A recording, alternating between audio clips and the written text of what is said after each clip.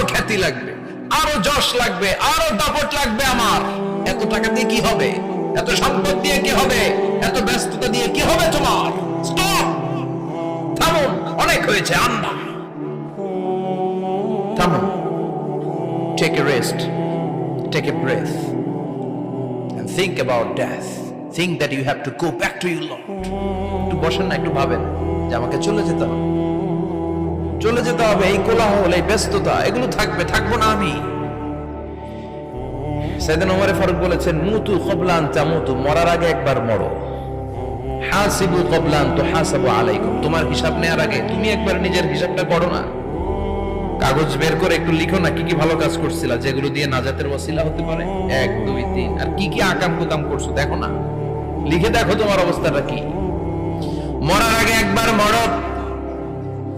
মরার আগে খাটের মধ্যে শুয়ে